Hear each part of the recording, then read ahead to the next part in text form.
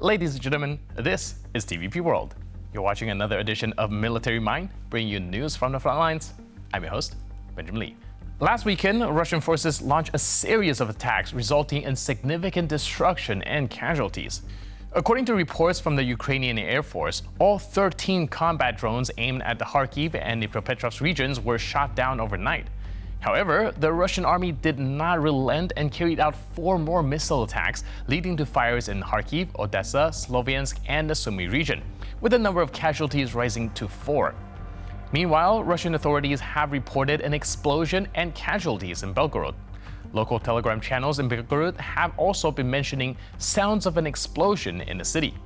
An electric substation was set ablaze following a drone strike in the Belgorod region, and 30 more buildings were damaged by a falling UAV.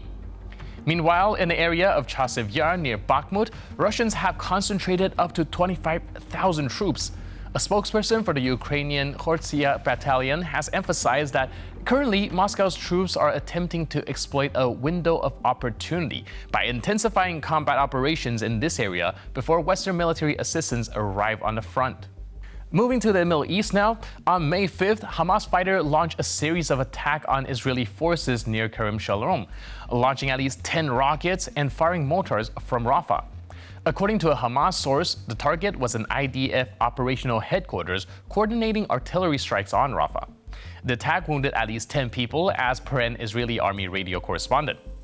According to the Institute for the Study of War, Hamas launched the rockets from a site approximately 350 meters from civilian shelters. Additionally, 3 Palestinian militias carried out an attack near the Netzarim corridor, a fortified road cutting Gaza City from the rest of the Strip, primarily targeting Israeli personnel with indirect fire. Israeli forces responded by establishing forward operating bases along the Netzarim corridor to facilitate future raids into Gaza. Since April 18, Palestinian militias have claimed almost daily indirect fire attacks near the Netzarim corridor.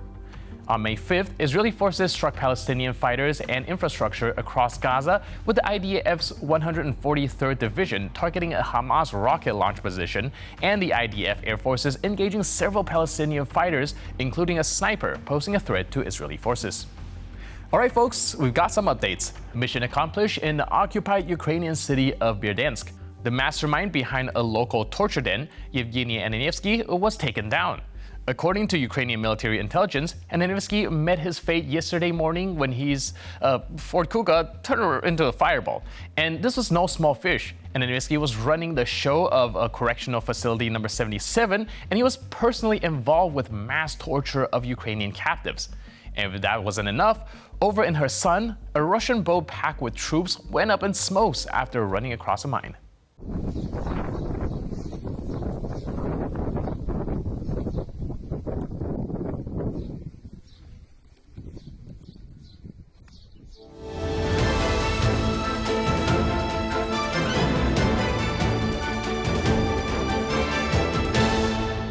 The Russians might be holding the initiative right now, but the Ukrainians are not letting up.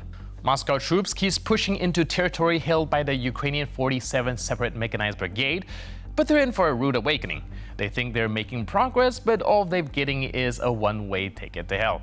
And Ukrainian operators from the aviation detachment are taking out enemy groups left and right. It's like watching a game of cat and mouse, except the mice just don't stand a chance.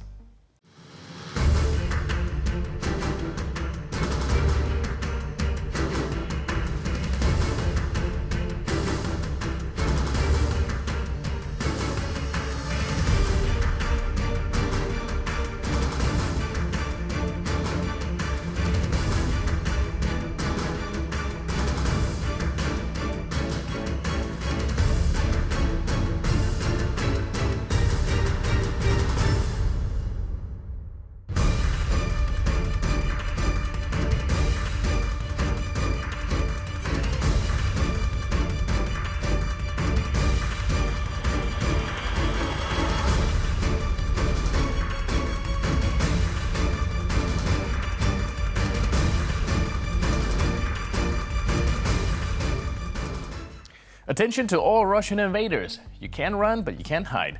The paratroopers from Zhytomyr are on the move, heading straight for you on the turning front.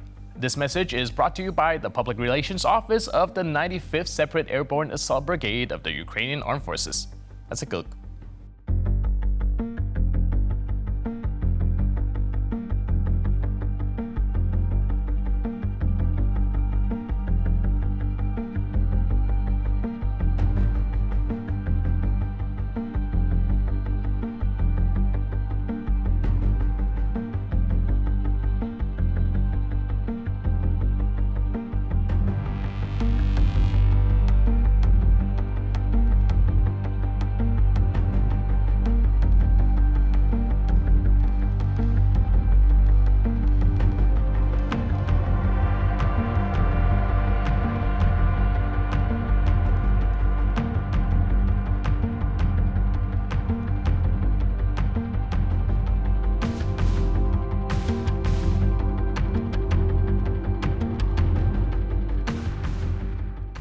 And now a closer look at the Turtle, the latest in Russian cope tanks.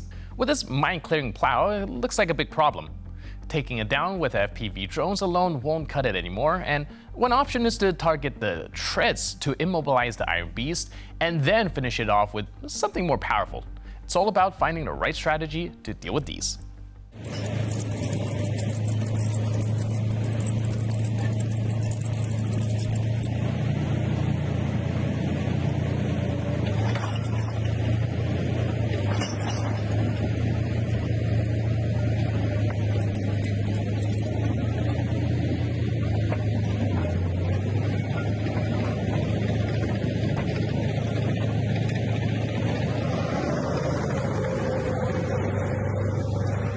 All right, folks, we're closing out with a real throwback. Now, War Archive just dropped some vintage footage, likely from the early days of Ukrainian Special Operation Forces landing on the left bank of Kherson to set up a foothold in Krynki.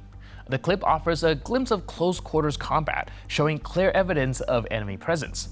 It's like a blast from a past look into the early days of the operation.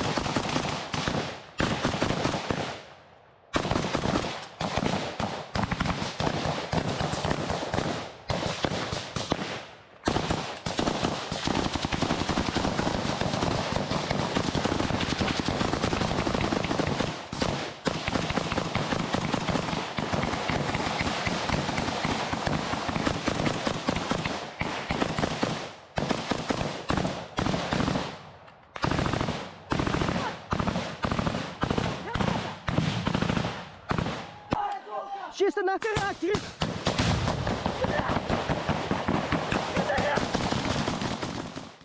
And with that footage, we conclude this edition of Military Mind. But for more news, update, and commentary, please stay tuned to TVP World.